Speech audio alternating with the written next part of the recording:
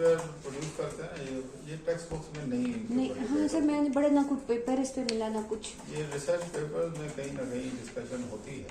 तो सर मैंने तो वो जो स्टैटिस्टिकल जो पेपर्स आते हैं, कौन सा है वो, तो कोई बात नहीं है। तो सर हाँ सिर्फ कि ये डिपिक्ट क्या कर रहा है, ये शो कर रहा है relationship between the actual dependent variable series and the estimated या प्रिडिक्टेड डिपेंडेंट वेरिएबल सीरीज। तो फिर इसका सर ये जैसे ये 0.916 है, इसका मतलब ये है कि ये 91% तक आपकी जो प्रेडिक्शन की है रिग्रेशन में डिपेंडेंट वेरिएबल के बारे में वो ठीक है, ठीक है। तो बाकी 10% तक 9% तक का एरर है वो एक्सेप्टेबल है। यानी इसको सिंपल वर्ड में ये कह सकते हैं कि अगर एक एक्सिस पे इस बात को समझ लेना, ये फिर आपका भी नहीं बोलेगा, वाई एक्सिस और एक्स एक्सिस होते हैं। एक एक्सिस पे आप वाई की वैल्यू लें, एक एक्सिस पे आप वाई हैट की वैल्यू लें। मैं वो करके दिखा दूं, भाई ज़बानी बात हम ना करें। ये वाई की वैल्यू है, ये सेल से लेके यहाँ तक, ठीक हो गया, और ये वाई हैट की वैल्यू। इसको हमने सेलेक्ट किया, ये अब देखें, इसको हम कोई किसी ग्राफ में देख लेते हैं। तो ये इसका ग्राफ समझ लें जी, हाँ ये ठीक है, ये भी ठीक है। ये इनके दरमियान एक यानी प्रेडिक्टेड और एक्चुअल वैल्यूज के दरमियान एक नियरनेस है। कितना है, कितना 91%। मेरा क्वेश्चन ये है, फ्रॉम 16 फॉर एग्जांपल आप देखें, 16 से पहला जो आ रहा है 6 और 8 के दरमियान, ठीक है, अगर ये हमारी एक्चुअल वैल्यू है और हमारी प्रिडिक्टेड वैल्यू इससे नेक्स्ट वाले में है, ठीक है सर, अब इनका जो डिफरेंस है ये हमारे पास मल्टीपल आ रहा है।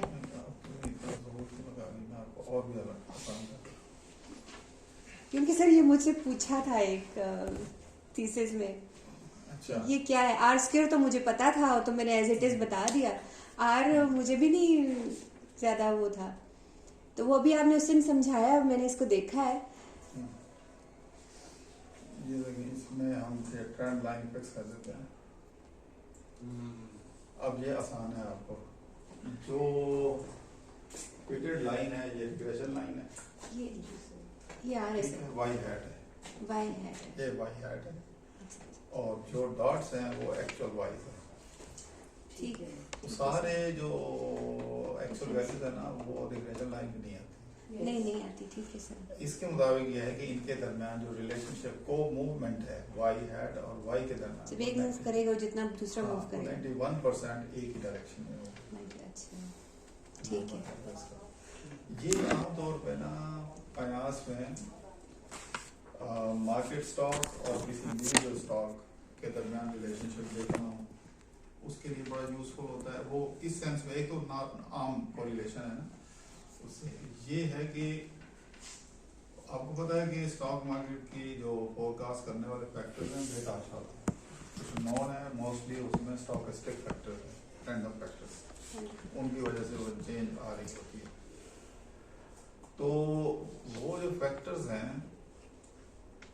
वो इसके अंदर इनकॉर्पोरेटेड होते हैं जब आप वाई हैट कैलकुलेट करते हैं, तो उसकी वजह से ये जो डेविएशन हो जाती है ना थोड़ी बहुत एक्चुअल वैल्यू से प्रेडिक्टेड वैल्यू हाँ नहीं आ पाती, तो वो ये है। लेकिन 91% गुड नंबर बहुत। हाँ, तो आप ये एक तो है ना रफ एस्टिमेशन के लिए स्टॉक में इन्वेस्ट करें ना करें, ये मार्केट के साथ कितना नियर है, दूर है, फलान है, नहीं है, ये वो है। लेकिन प्रेडिक्टेड वैल्यू के साथ जब आप कोरिलेशन करते हैं तो आपको एक सर्टेनिटी हो जाती है कि फॉर एग्जांपल OGTCL का शेयर है, तो OGTCL के जो स्टॉक हैं वो मार्केट के साथ बहुत ज़्यादा फ्लक्चुएट करेंगे। अगर मार्केट डाउन जाएगी तो OGTCL तो डेफिनेटली जाएगा नहीं, अगर वो जाएगा ऊपर जाएगा तो वो क्योंकि वो बिल्कुल उसकी को मूवमेंट है उसके साथ साथ प्रेडिक्टेड वैल्यू और एक्चुअल वैल्यू, ये इस तरह से है।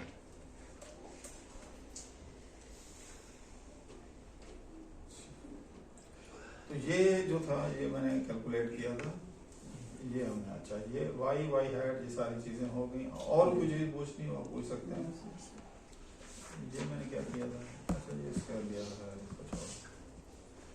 अच्छा इसका स्क्वायर लेके मैंने बताया था।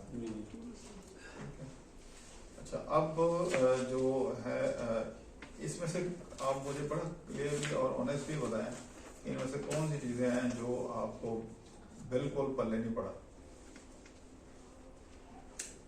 बिल्कुल पल्ले नहीं पड़ा मतलब समझते हैं? सर एक रेजिडुअल पे मुझे ये है कि एक उसमें था, जैसे उन्होंने एक पेपर में डिस्कस किया था सोलो रेजिडुअल।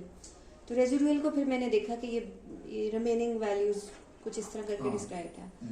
तो सर बेसिकली रेजिडुअल स्टैटिस्टिकली क्या शो कर रहा होता है आपकी, जैसे इसी रिलेशन में जहाँ आप कह रहे हैं कि एक्चुअल है और एक्सपेक्टेड है, तो इसकी रेजिडुअल वैल्यू क्या होगी फिर सर? निकालते हैं, मैं अपनी तरफ से क्यों बताऊँ, डाटा कहते हैं ना कि आप बताओ। तो ये म्यू आ गया रेजिडुअल। अच्छा ये कैसे कैलकुलेट हुआ है? y minus Y hat.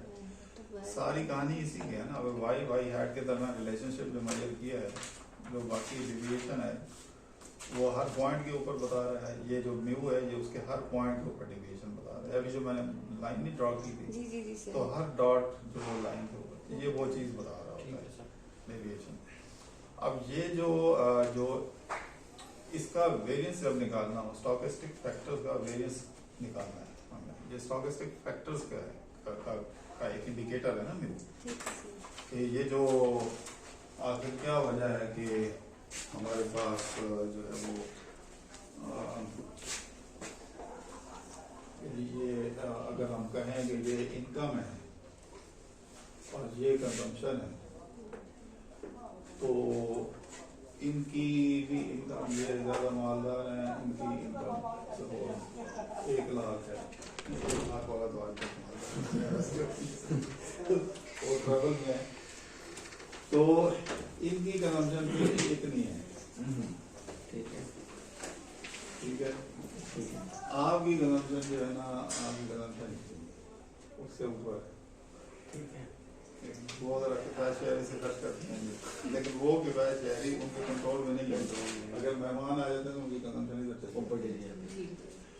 लेकिन ये तो नहीं पता कि आपके पास मेहमान आएंगे या उनके पास तो ये नहीं पता। ये जो डेविएशन जो है, ये चीजें ये इन्हीं फैक्टर्स को शो कर रही है जो अनक्वान्टिफाइबल होते हैं या क्वान्टिफाइबल है, तो वो इतना मुश्किल है उसको करना। तो ये वो फैक्टर्स हैं जो म्यू और म्यू स्क्वायर, तो ये जो वेरिएंस हम उसका कैलकुलेट करते हैं वो इन्हीं चीजों की वेरिएशन है कि इनके पास 15 दिन में 1 मेहमान आता है, आपके पास 15 दिन में 15 मेहमान आ जाते हैं, फिर अगले 15 दिन आपके पास कोई नहीं आता। तो ये वो लेकिन नहीं पता ना, तो ये वो जो यानी किसी भी डिपेंडेंट वेरिएबल को जो कॉज करने वाले फैक्टर्स हैं उनकी 2 कैटेगरीज होती हैं, non factors and unknown factors. तो अननोन फैक्टर्स को समझना जरूरी है, एटलीस्ट उनको इंडिविजुअली अगर हम नहीं कैलकुलेट कर सकते तो उनका एक नेट इफेक्ट, टोटल इफेक्ट जो है वो हम निकाल सकें। तो ये इसलिए ये सारी एक्सरसाइज करते हैं वाई, और उसके बाद हमारे लिए वाई ये यू जो है ये इतना इम्पोर्टेंट नहीं है, ये ज्यादा इम्पोर्टेंट है क्योंकि ये आपको वेरिएशन बताता है। आपने ये 2 पॉइंट के दरमियान डिस्टेंस मेजर करना है, क्लास 9 में पढ़ा है, सबने पढ़ा है। सर नहीं सर ये मुझे समझ है, सिर्फ रेजिडुअल जो है ना अब वो यही है। अब वो क्योंकि ये इसकी डेविएशन जो है वो सिंपल इस तरह नहीं मेजर होती, डिस्टेंस फार्मूला से जिसमें स्क्वायर आता है, तो वो ये इसका इसलिए इन सब का स्क्वायर होता है। सर सॉरी अगर मैं जो समझ रही हूँ सर, रेजिडुअल बेसिकली वो अननोन फैक्टर्स का हमारे पास एक वैल्यू है जो हमने कैलकुलेट नहीं किए बट दे एग्जिस्ट और उनका इफेक्ट भी एग्जिस्ट करता है। तो बेसिकली रेजिडुअल वैल्यू आपको वो बता रही है। ऐसे ही है सर जो मैं समझ रही हूँ, जो डिफरेंस है एक्चुअल का और प्रेडिक्टेड का डिफरेंस।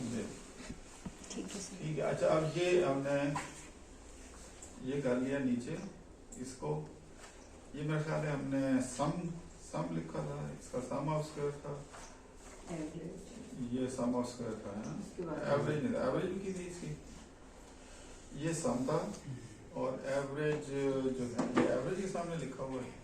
जी सर एवरेज के सामने। अच्छा नहीं, यहाँ पे इसको दोबारा कर लेते हैं, AVERAGE एवरेज ऑफ, सॉरी मैंने इक्वल साइन नहीं, इक्वल टू एवरेज। कुछ चीजें मैं जानबूझ के पहले करूंगा, फिर आपसे पूछूंगा कि मैंने सही किया या गलत किया।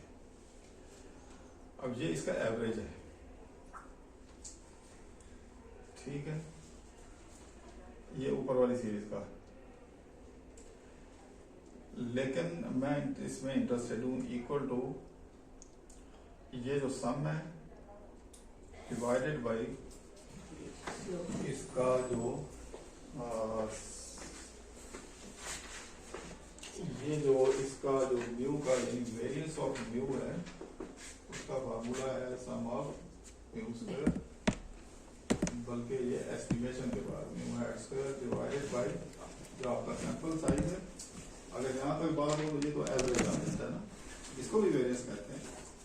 या हम कहते हैं अनबायस्ड वेरिएंस। अनबायस्ड का मतलब ये है कि आपने इस सैंपल को पहले यूज किया है, कुछ स्टैटिस्टिक्स आपने कैलकुलेट किए हैं, इनको दोबारा इसमें क्यों डाल रहे हैं? मतलब हमने क्या कैलकुलेट किया? हमने एक अल्फा कैलकुलेट किया, एक बीटा, मेन हमारे पैरामीटर दी थे, तो दो पैरामीटर एस्टिमेट किए ना, तो उसका इफेक्ट यहाँ से निकालना पड़ेगा। सैंपल साइज एन जो है वो सैंपल साइज है, सैंपल साइज, और टू जो है वो दो पैरामीटर्स हैं हमने जो एक इंटरसेप्ट था और एक स्लोप, ये वो दो हैं, तो उनकी एडजस्टमेंट यहाँ पे होनी जरूरी है। तो इसलिए जब मैं ये n-2 करूंगा, n हमारा था 24 -2 कितना होता है 22। ये आपने खुद याद रखना है, ये शीट मैं आपको भेज दूंगा। तो आप ऊपर वाले को और इसको नीचे वाले को देखें, मामूली सा फर्क है। कंट्रोल डी इसको भी कर देते हैं।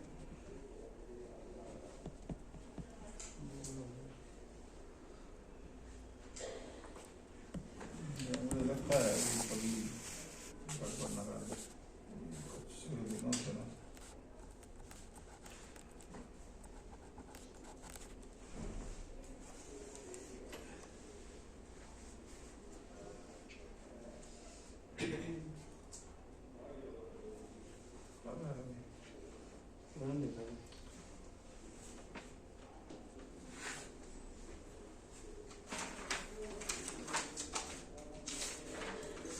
ये जब तक वो काम करता है हम इसको देख लेते हैं हमने कौन कौन से रिजल्ट्स कैलकुलेट कर लिए हैं, कौन कौन से अभी कर रहे हैं। मॉडल समरी में आर कर लिया, आर स्क्वायर कर लिया, adjusted R square, root mean square error कर लिया। अब इसको रूट मीन स्क्वायर एरर को फर्दर ये डिस्कस कर रहे हैं। ये बेसिकली ये वेरिएंस ऑफ म्यू जो है this is sigma adjusted R square sigma square adjusted R square कर लेते हैं। तो ये कर लिया हमने, बिल्कुल। ये नीचे इनके फार्मूले आ गए, ये यहाँ पे लिखे हुए हैं, आप चाहें तो आप बेशक इसकी पिक्चर ले सकते हैं। ये फार्मूले भी लिखे हुए हैं यहाँ इसके साथ ही।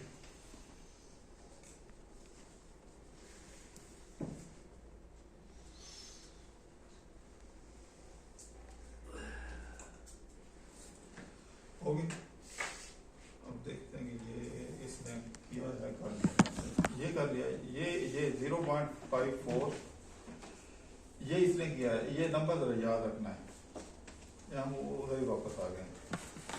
ये नंबर जो है 0.5436 ये इसका आंसर है 0.5436। ये देखें ये कहाँ पे आपको नजर आता है, इधर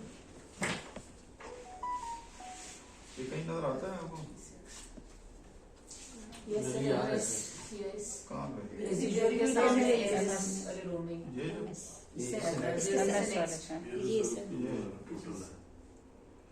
तो अब समझ आ गई कि ये सिस्टम कैसे कैलकुलेट कर रहा है। तो इसको ये मीन सम ऑफ स्क्वायर है। मीन सम ऑफ स्क्वायर किस चीज का है? रेसिड्यू का। और जो ऊपर वाला मीन सम ऑफ स्क्वायर क्या है? ये रिग्रेशन का है। तो हमने ये लास्ट टाइम यहाँ तक किया था, अब आज ये किया, ये कर लिया। अब ये एफ कैसे आता है इसको देखें, मैं यहाँ आपके सामने कैलकुलेट करूंगा एफ। इसका आपको याद है इसका क्या फॉर्मूला था? ये जो 62 है इसके सामने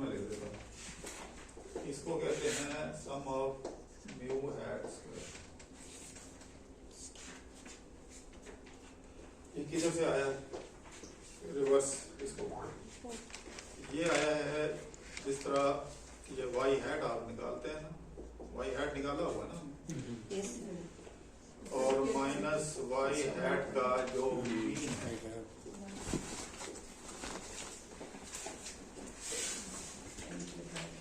ये उसको कहते हैं, ये भी वेरिएंस है। ये किसका वेरिएंस है? ये रिग्रेशन का। रिग्रेशन का वेरिएंस।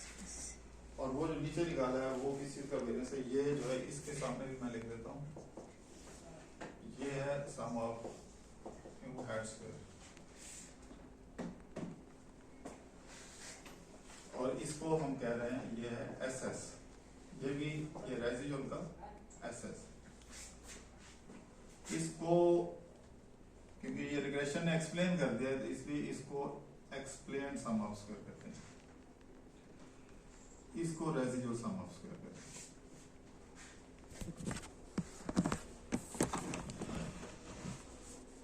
ठीक हो गया। अब मीन सम ऑफ स्क्वायर क्या चीज है? वो जो आगे लिखे हुए हैं मीन सम ऑफ स्क्वायर, ये तो सम ऑफ स्क्वायर हो गए ना सारे।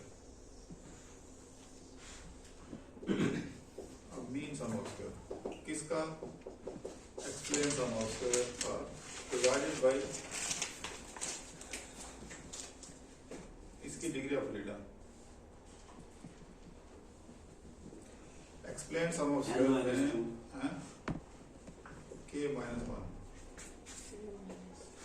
k क्या होता है? Number of total estimated parameters. या ये मुश्किल है, मैं आपको कंफ्यूज नहीं करना चाहता, इसको छोड़ दें। एक्सप्लेन सम ऑफ स्क्वायर की डिग्री ऑफ फ्रीडम कैसे देखेंगे? टोटल स्लोप पैरामीटर्स कितने एस्टिमेट किए हम वो काउंट कर लें। टोटल स्लोप एक किया हमने, एक किया ना बीटा, स्लोप पैरामीटर तो एक ही, वेरिएबल ऐड करते जाएंगे उतने स्लोप पैरामीटर। इसमें हमने एडवर्टीजमेंट एक वेरिएबल रखा है, तो डिग्री ऑफ फ्रीडम 1। इस तरह आप याद रखें कि आपकी याद करें और भी आसान करें, जितने इंडिपेंडेंट वेरिएबल, इससे आसान तो नहीं होगा काउंट करना है डिपेंडेंट वेरिएबल्स कितने। एडवर्टीजमेंट जस्ट 1 इंडिपेंडेंट वेरिएबल, तो इसका डिग्री ऑफ फ्रीडम 1 होगा। ये क्योंकि रिग्रेशन से एस्टिमेट, रिग्रेशन कैसे एस्टिमेट हो रही है? पैरामीटर्स की मदद से, अल्फा बीटा, इसलिए इसके जो डिग्री ऑफ फ्रीडम है उधर से आएगा। जो है mean of the residual sum of square RSS,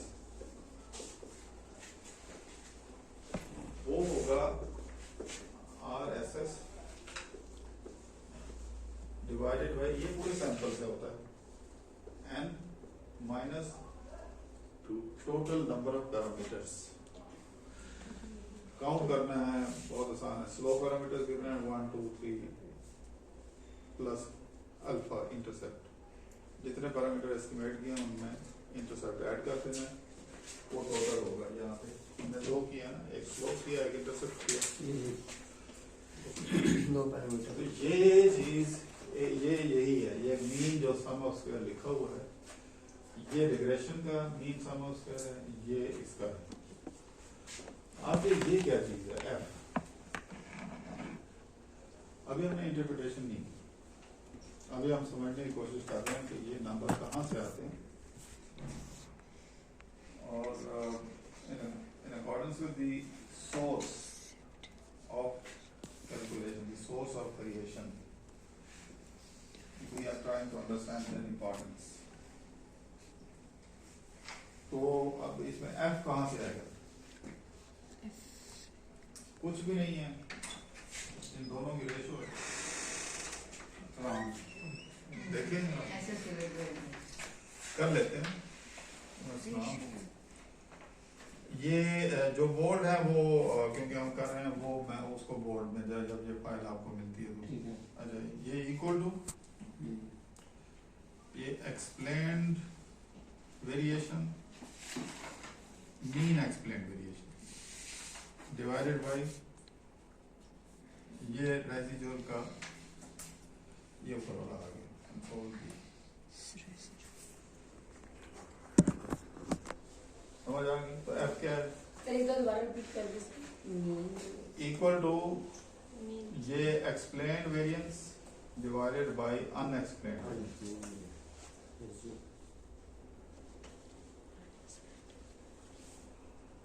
अब सवाल ये है कि ये क्या बोला है? ये तो इसके ऊपर तो बड़ा कोई खतरनाक लफ्ज लिखा हुआ है कि पता नहीं significance F. Goodness of her software में ये नहीं होगा। एक्सेल इसको कहता है सिग्निफिकेंस एफ।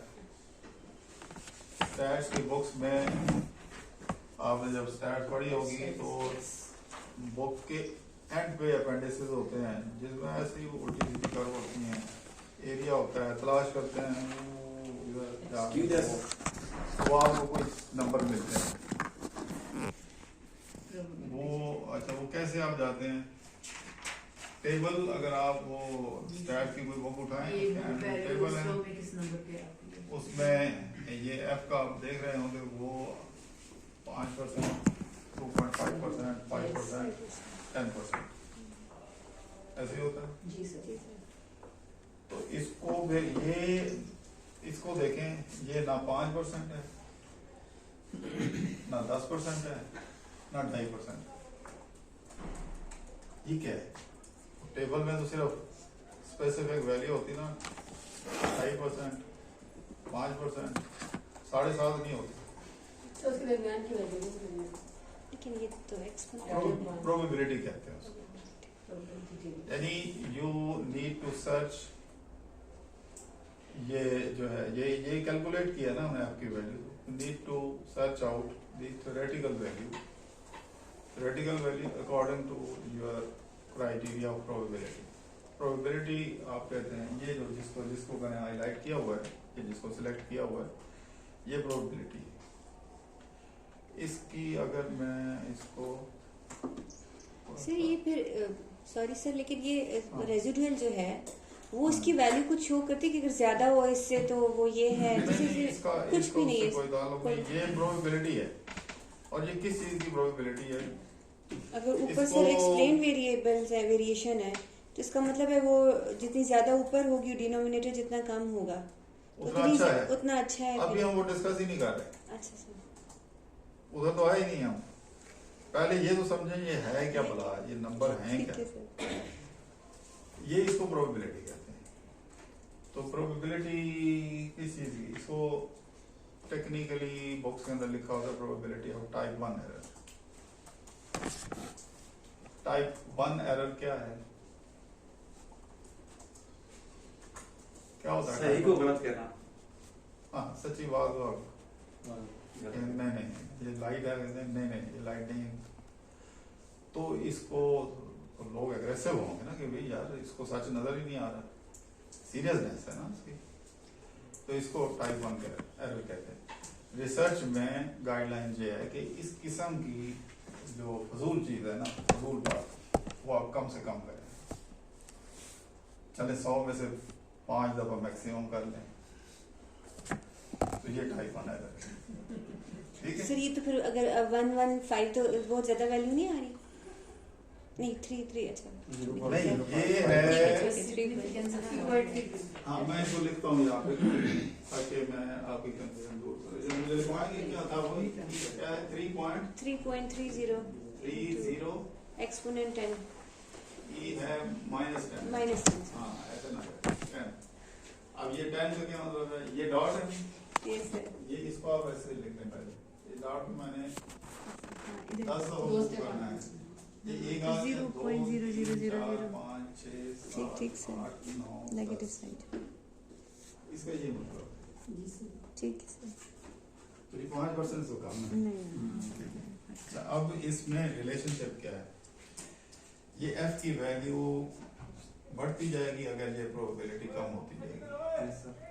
और आपका एज ए रिसर्चर आपका कॉन्फिडेंस बढ़ेगा, because you are incurring minimum error of type 1। ठीक है, तो आपकी जो probability of incurring type 1 error is minimum possible. 5% से भी कम है, 1% से भी कम है। तो ये इसको इस तरह कहेंगे। सर हम कह सकते हैं कि जितनी ज्यादा कम होगी उतना ज्यादा हमारा कॉन्फिडेंस लेवल उतना- बेहतर होगा कि हमारा जी। ब्लेंड अच्छा है। बिल्कुल। और इसकी निशानी ये है कि ये आपका ये बढ़ता जाएगा, एफ ये बढ़ता एफ जाएगा। की वैल्यू बढ़ती जाएगी। अगर ये प्रोबेबिलिटी बढ़ेगी तो ये कम होता जाएगा, क्योंकि ये फिर नीचे वाली रेशो बढ़ती जाएगी। अगर नीचे वाली रेशो यानी जो आपके रेजिडुअल वेस्ट है वो अगर बढ़ रही है तो इसका मतलब ये है कि आपने क्या किया, either you included irrelevant variables in the regression or your data is not relevant or your model which you have estimated is misspecified. Misspecified आपने linear था, आपने non-linear था, linear कर लिया। कोई ऐसे issues आप हो सकते हैं। नॉर्मलिटी इश्यूज भी हो सकते हैं मतलब। जी बिल्कुल। अब ये देखेंगे ये आता कैसे है, इक्वल टू एफ है ना, इसको एक्सेल समझदार है, FDIST ऐसे ही आना चाहिए। मैं देखता हूँ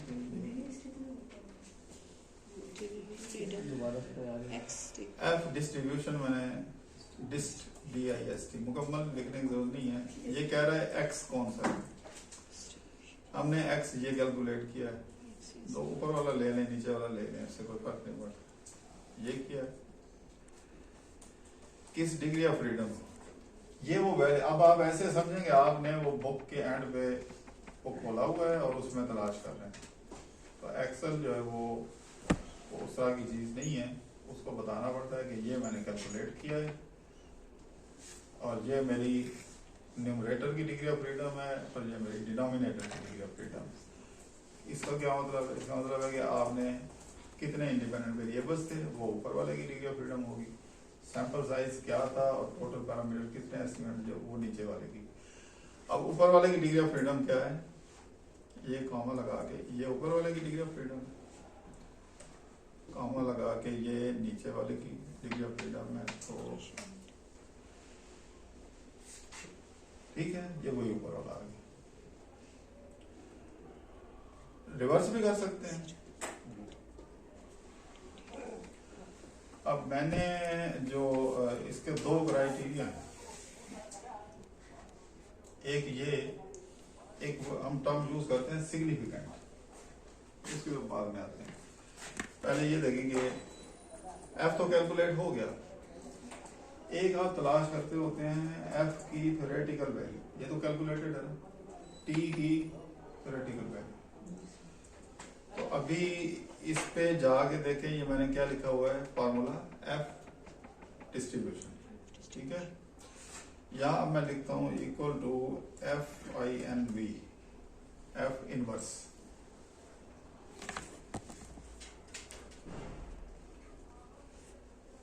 अब हम टेबल के मुताबिक चलते हैं। टेबल में आप 5% को तलाश कर लेते हैं, पकड़ लेते हैं उसको। अब आप उसके मुताबिक आप चलते हैं 5% के मुताबिक, और आपको न्यूमरेटर डिनोमिनेटर की डिग्री ऑफ फ्रीडम का पता होता है। अब 5% पे तलाश कर रहे हैं तो यहाँ पे लिख दें 0.05। ये बिल्कुल ऐसे जैसे आपके एंड ऑफ चैप्टर टेबल है, आपने 5% को लॉक किया, उसके नीचे आप जा रहे हैं, अब उसकी वैल्यू तलाश कर रहे हैं। क्यों, किसके मुताबिक, न्यूमरेटर की डिग्री ऑफ फ्रीडम, डिनोमिनेटर की। न्यूमरेटर की डिग्री ऑफ फ्रीडम कितनी है, ये है न्यूमरेटर की, और दूसरा डिनोमिनेटर की ये 4.3। अब आगे अगला स्टेप क्या होता है टेस्टिंग ऑफ हाइपोथेसिस में, कि आप कंपेयर करते हैं कैलकुलेटेड वैल्यू को थ्योरेटिकल वैल्यू।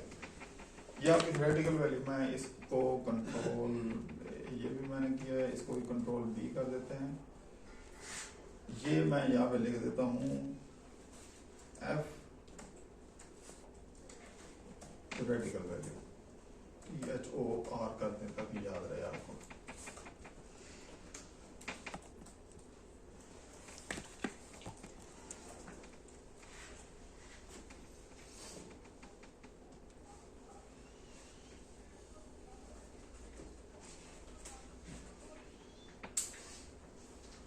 अब जरा इसकी इंटरप्रिटेशन की तरफ आते हैं। सर अगेन क्या बताइएगा थ्योरेटिकल वैल्यू का theoretical value distribution inverse F inverse.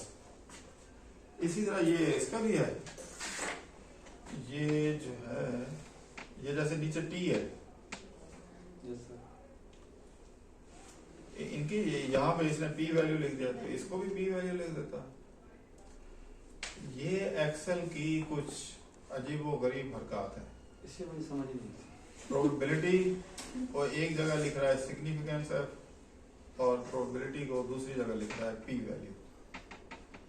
P value और प्रोबेबिलिटी में क्या फर्क है? ये जो पी वैल्यू कैलकुलेट करता है ये probability of type 1 error actual value होती है, जो हम अभी तक पढ़ते आए हैं वो हम इम्पोज करते हैं कि 5% प्रोबेबिलिटी, ये उसकी एक्चुअल प्रोबेबिलिटी है। जो 5% से कम वो कहीं भी फॉल करे, ठीक है, तो ये वो है। अच्छा आप जरा इसकी तरफ आ जाएं, ये पी वैल्यू कैसे आती है? पहले ऊपर वाले को कर लें, फिर हम एक ही दफा इनके मीनिंग्स और इंटरप्रिटेशन करेंगे। इक्वल टू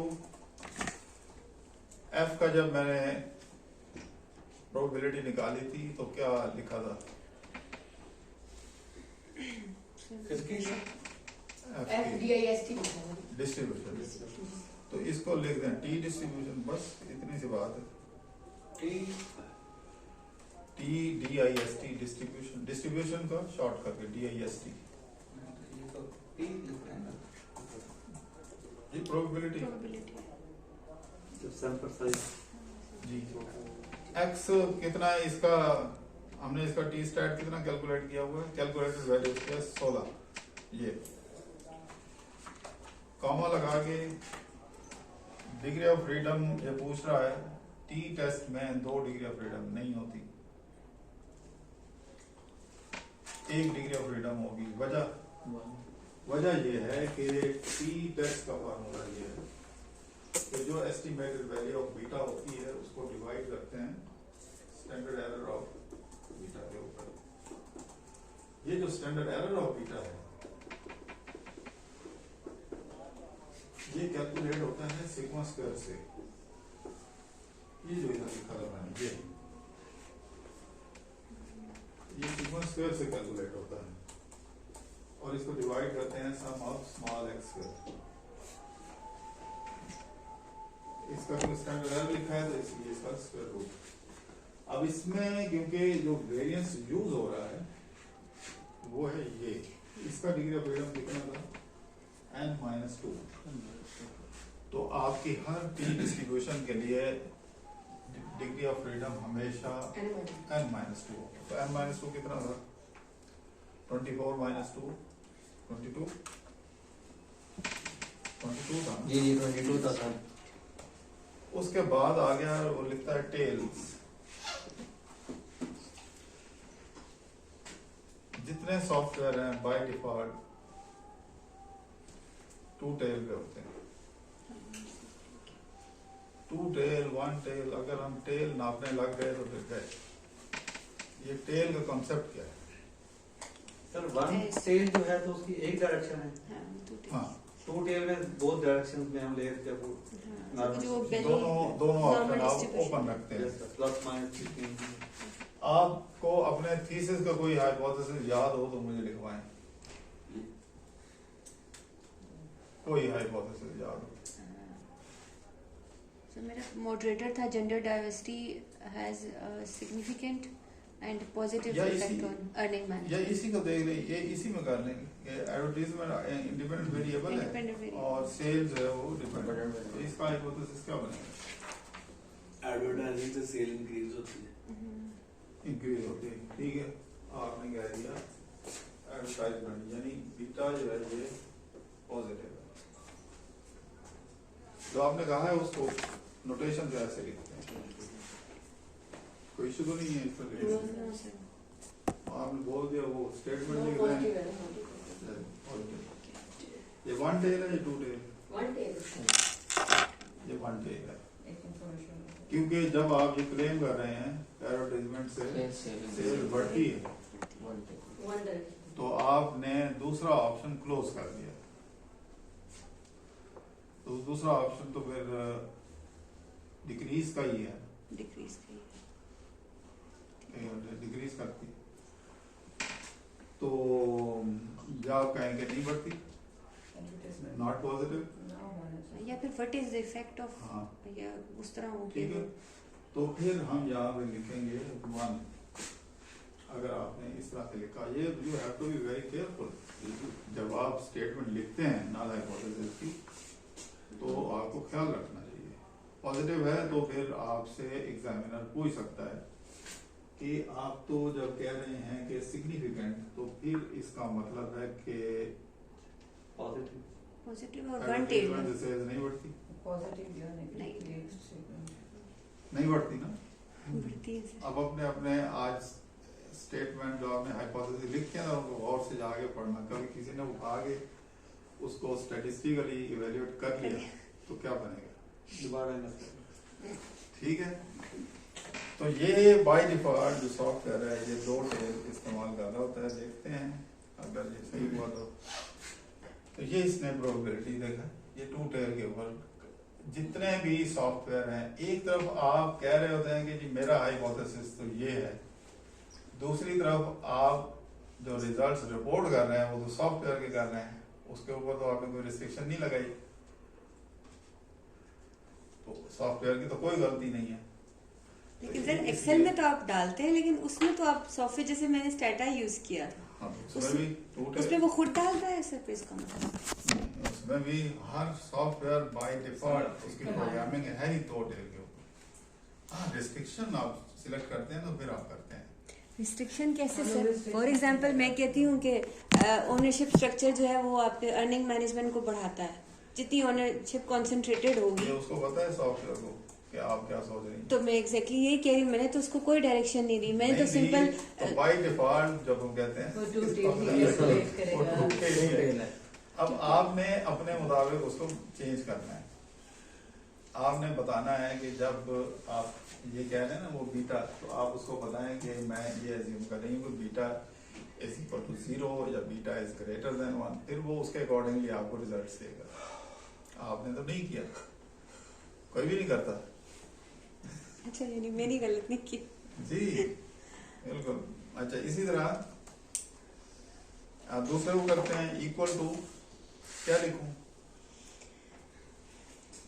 प्रोबेबिलिटी निकालनी है, डिस्ट्रीब्यूशन, प्रोबेबिलिटी डिस्ट्रीब्यूशन थ्योरी है।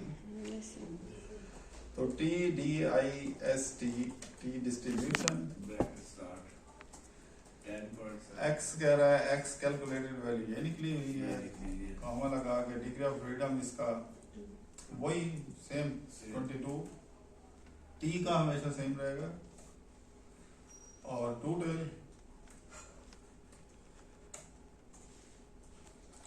ये इस तरह से ये फार्मूला मैंने सेव कर लिया ताकि आप इसको देख सकें। इसी तरह जब हम कहते हैं, अच्छा इनकी थ्योरेटिकल वैल्यू जैसे ऊपर हमने F की निकाली है ना, तो ये कैलकुलेटेड वैल्यू को हमने हमेशा इससे कंपेयर करना है, जो टेबल वैल्यू जिसको कहते हैं थ्योरेटिकल वैल्यू या टेबल वैल्यू। मैं लिख देता हूँ, इसको हम टेबल वैल्यू भी कहते हैं, इक्वल टू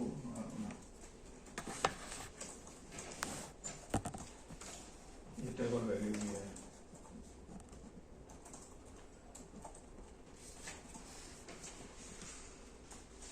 अच्छा, अब इसके T की टेबल वैल्यू कैसे आएगी?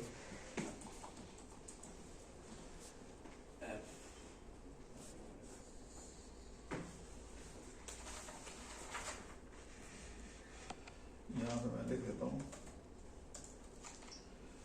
टेबल वैल्यू इक्वल टू ये इंटरसेप्ट की और दूसरे की।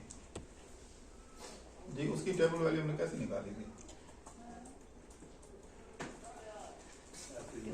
T inverse, TINV inverse, probability 5%। आप कोई और भी ले सकते हैं, ऐसी बात नहीं है। 5% और डिग्री ऑफ फ्रीडम वही 22, 2.07, ठीक है, ये तो सेम ही होगी ना दोनों की। इसको कंट्रोल बी, इसको सेव कर देता हूँ। तो अब आपने ये जो 16 है, you have to compare the 16 with 2.07। If it is greater than 2.07, you say significant. If this number जो कि 10 है, definitely it is greater than theoretical value, you say it is, ठीक है। अब एक चीज रह गई इसमें कि ये जो अपर बाउंड और लोअर बाउंड, आप देखें एक्सेल यहाँ पे ये 2 दफा निकालता है, वैल्यू में तो कोई फर्क नहीं है। कैसे से? ये 2 दफा निकला हुआ है ना। जी जी। अच्छा अच्छा, ठीक है, मैं समझ पाई। ठीक है,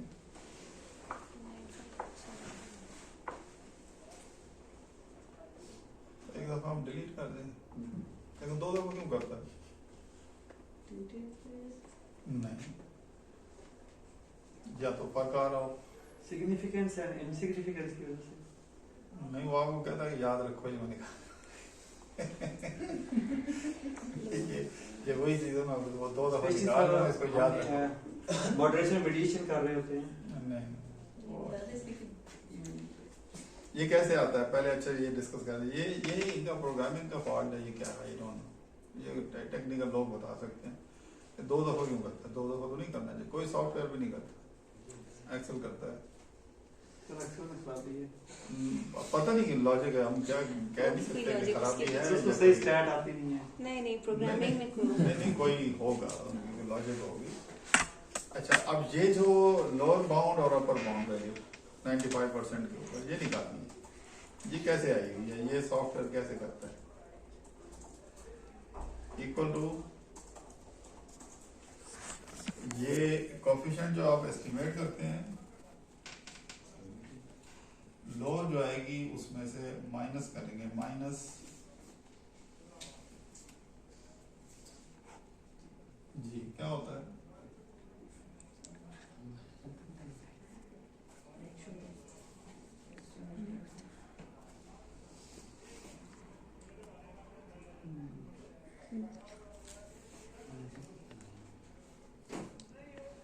सर लोअर का इंटरसेप्ट माइनस करेंगे क्या? इंटरसेप्ट में नहीं इंटरसेप्ट आ में गया। कॉन्फिडेंस इंटरवल कैसे निकालते हैं, जरा याद करें। डिग्री ऑफ फ्रीडम से माइनस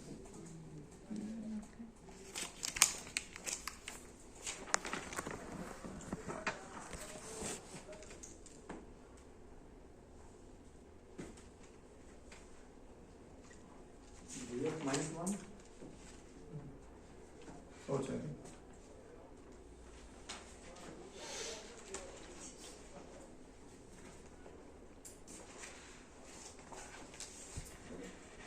गूगल का सर इसी सर जो एडवर्टाइजमेंट का कोफिशिएंट एरर है उसको माइनस करेंगे, कोफिशिएंट का एडवर्टाइजमेंट एरर जो है उसको माइनस करेंगे। सर कोफिशिएंट में एडवर्टाइजमेंट का जो एरर आ रहा है 1.071943 इसको लेस करेंगे प्रॉब्लम में से।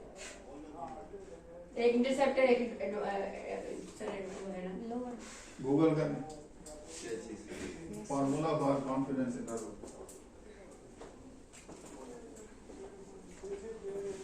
हमने लिखी है